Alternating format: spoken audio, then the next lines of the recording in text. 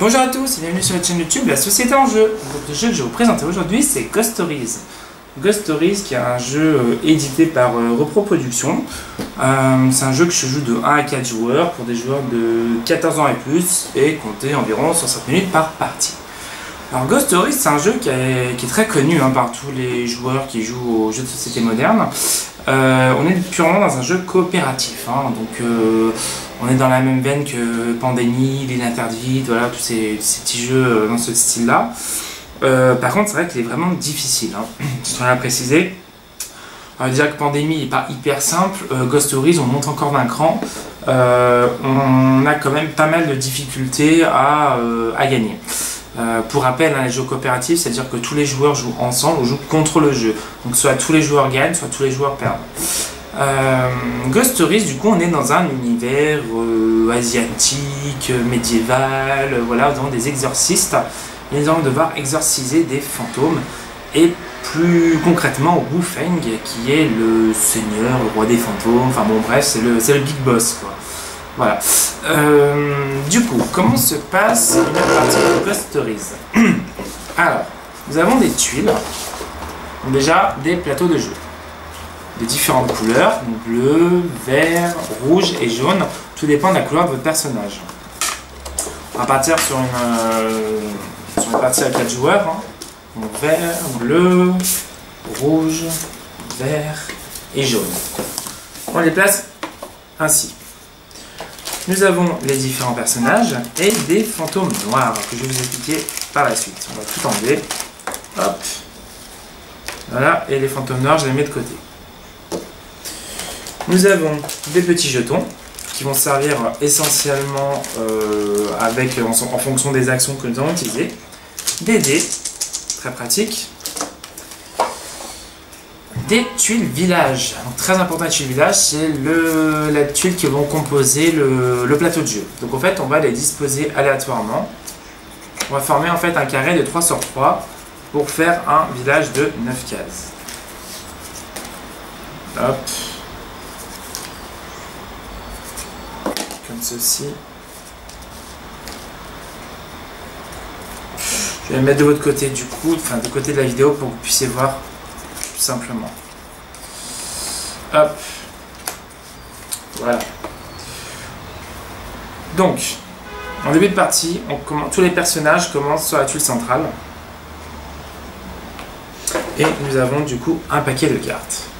Alors, nous avons 2 paquets de cartes. Du coup, je les ai séparés, un avec un fond blanc, un avec un fond rouge. Les fonds blancs sont en fait les fantômes classiques qui vont venir hanter les différents quartiers du village. Et les rouges sont en fait des réincarnations de Wu Feng, donc ce sont les big boss. Pourquoi on les sépare? Parce que du coup on va choisir une parmi celles-là. Alors vous pouvez ajuster les règles, vous pouvez en choisir plusieurs, mais déjà si vous arrivez à battre un big boss, ça sera déjà pas mal. On va choisir une, et du coup vous allez l'intégrer au hasard parmi les 10 dernières cartes. C'est-à-dire que vous allez donc prendre votre paquet, vous allez prendre les 10 dernières cartes. 1, 2, 3, 4, 5, 6, 7, 8, 9, 10. Et vous allez mélanger cette carte au paquet. Et du coup, la carte tombera quand elle tombera. Donc du coup, vous allez être obligé de vous débarrasser de tous les autres fantômes avant d'arriver au boss. Hop. Comment se passe une partie de Ghost Stories? Alors, on a un peu, comme je vous ai dit, un peu le même système que les petits jeux, enfin les grands jeux de coopération traditionnels, où chaque joueur va avoir droit d'utiliser une action. L'action possible, en plus d'un déplacement, donc on peut déplacer son personnage de tous les côtés que l'on souhaite, on peut se déplacer une fois, et soit on essaie d'exorciser un fantôme, dans ce cas on se débarrasse du fantôme, on tente de s'en débarrasser, soit on applique l'effet de la tuile village. Chaque tuile a ses spécificités, toutes ont des particularités spécifiques. Vous avez la possibilité par exemple ici, la tuile qui est ici, du coup vous avez la possibilité, vous lancez des dés, et en fonction de la couleur, parce qu'en fait les dés ont des couleurs, bleu, rouge, vert, enfin toutes les couleurs des différents personnages, et vous allez du coup récupérer des petits jetons de la même couleur. Donc si vous en lancez 2, si j'en lance 2, Voilà, bon, mais ici c'est 2 oranges. Du coup, je vais récupérer 2 seaux orange. À quoi me servent en fait ces petits seaux? Enfin, seaux orange, du coup ils sont rouges ici. Voilà, ce sont des seaux comme ceci. Voilà. La couleur sert uniquement en fait à affaiblir des fantômes. Chaque fantôme est, comment dire, est affilié à un élément, donc on va dire que le rouge c'est le feu, le vert c'est le vent, le bleu c'est l'eau, etc., etc. Sert à affaiblir des fantômes. Comment on affaiblit et comment on exerce des fantômes? C'est qu'à chaque fois qu'on finit un tour, du coup on va piocher une carte et on va mettre un fantôme.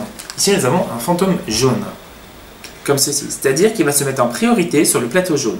On a 4 plateaux et on va le mettre à la première case.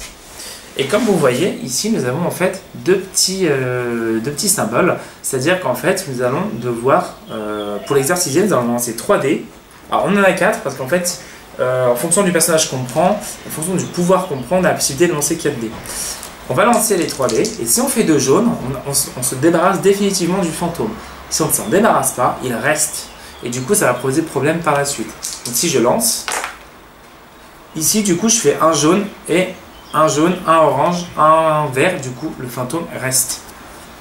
Voilà.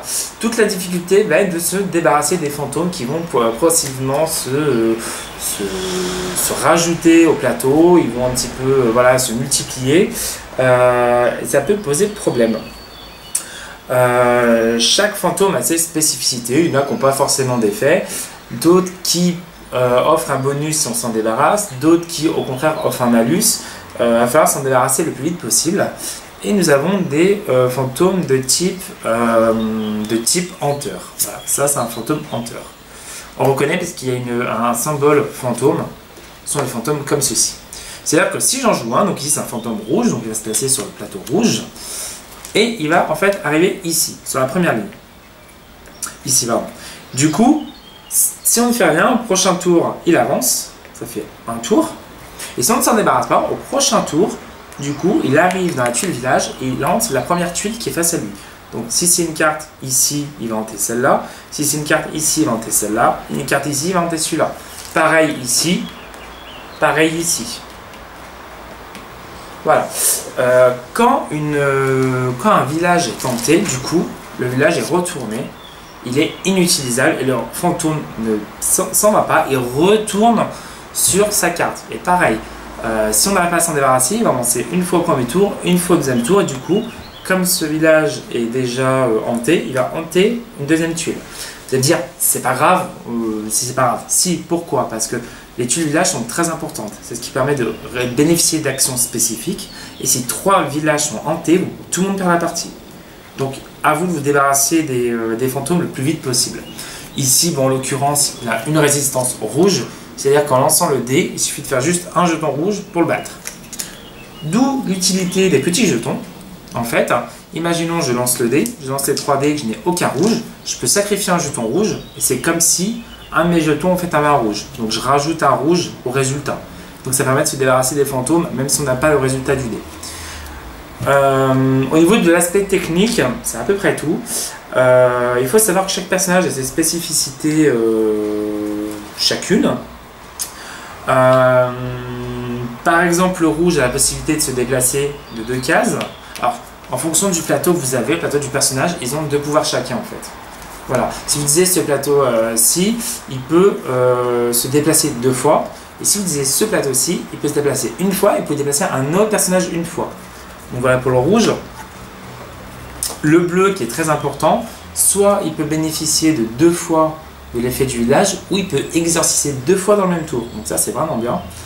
Et ici, il peut faire un exorcisme et une tuile village dans le même tour. Donc à vous de voir si vous préférez faire la polyvalence ou vous concentrer sur une action spécifique. Pour exorciser un personnage, il faut se trouver face à lui. Donc si on est ici, je peux exorciser un fantôme qui est ici ou un fantôme qui est ici. La couleur du personnage importe peu. Hein. C'est pas parce que vous êtes un bonhomme rouge que vous devez exorciser un fantôme rouge. Ça n'a aucune importance. Par contre, elle doit être en face. Du coup, si vous êtes sur une tuile centrale, vous ne pouvez rien faire. Vous êtes obligé d'être en face. Donc si vous êtes ici, vous allez exorciser ici. Si vous êtes ici, vous allez exorciser ici et ici. Voilà. Bénéficier des effets, donc du coup ça je vous l'ai dit, vous allez pouvoir bénéficier de pas mal d'effets particuliers. Vous avez surtout le symbole du Bouddha qui est vraiment pas mal, qui permet en fait de placer une statue du Bouddha sur n'importe quel plateau de jeu qui est inutilisé. Et quand un fantôme arrivera, il sera automatiquement défaussé. Donc ça c'est vraiment pas mal. Et puis il faut espérer que du coup ça tombe sur le bon fantôme. Voilà, vous avez également la sorcière qui permet par exemple de sacrifier un jeton QI. Donc les jetons QI en fait sont des petits jetons. C'est des jetons de vie. Hein. Et partez du principe que vous avez X points de vie. Et en fait à chaque fois que lorsque votre plateau est plein et qu'un nouveau fantôme arrive, vous perdez un jeton QI. Et quand vous avez plus de jetons QI, le personnage est mort, il tombe comme ça, il est inutilisable. Du coup, sur certaines conditions, vous avez la possibilité de ressusciter un personnage. Alors, je ne sais plus c'est lequel, je crois que c'est celui-ci. Voilà, je crois que c'est le sanctuaire. Voilà, sanctuaire, c'est-à-dire que vous sacrifiez du coup un village, mais vous ressuscitez un personnage. Voilà. Vous avez différents effets du coup au niveau du village. Du coup, les fantômes vont s'accumuler au fur et à mesure. Il y a énormément de fantômes avec des effets plus ou moins puissants. Certains vous interdisent l'utilisation de jetons, d'autres qui vous obligent à jouer avec moins de dés. Voilà, donc c'est un petit peu problématique. Du coup, au niveau du personnage vert qui est très important, qui peut il a 3 dés comme tout le monde. Par contre, il est immunisé au dé noir. Alors le dé noir, c'est le dé que parfois les fantômes peuvent lancer. Voilà, lorsqu'ils sont soit à chaque tour, soit lorsqu'ils sont vaincus, c'est un dé noir. Sur certaines faces, il n'y a rien, tout va bien. Sur d'autres faces, ça va être problématique. Ici, par exemple, on va invoquer un autre fantôme. Alors du coup, on va encore propager les différentes bestioles. Ici, on va devoir détruire tous les jetons au saut qu'on a récupérés. Nous avons voilà, ici un joueur va perdre un point de vie, voilà, donc c'est assez compliqué. Ici on va avancer un fantôme hanteur encore d'une case, donc qui va risquer encore de hanter un village. Voilà, donc c'est un peu problématique et du coup le personnage vert peut être immunisé au jeton noir. Ou alors il n'est pas immunisé au jeton noir, mais par contre il peut lancer 4 dés. Donc ça c'est pas mal pour éliminer les fantômes. On augmente les chances d'avoir la combinaison gagnante pour ensorceler les fantômes. C'est à peu près tout pour Ghost Stories. Donc le boss qui arrive vers la fin, logiquement on a les dernières cartes, hein, vous reconnaissez du coup au niveau de l'inscription rouge, qui est généralement très fort, hein, donc du coup je prends celui-ci du coup, il va falloir le vaincre en lançant 3, surtout celui-ci, oui c'est ça, il faut réussir à avoir 3 identiques, 3 identiques de face noire, parce que du coup les noirs, 3 identiques de face noire, donc c'est vrai que c'est pas évident. Et du coup, il a quand même pas mal d'effets négatifs. Là, du coup, je ne reconnais pas ce qu'au niveau justement, je reviendrai là-dessus au niveau des défauts du jeu. Parce que l'iconographie n'est pas toujours hyper bien renseignée. Autant certains sont très simples, autant d'autres sont assez compliqués.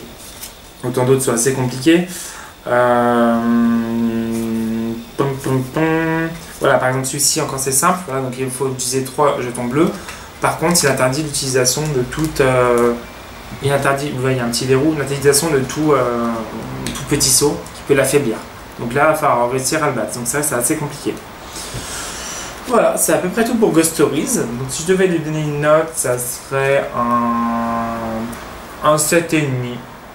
Un 7,5. C'est un très bon jeu, moi j'aime beaucoup. Par contre, il est long.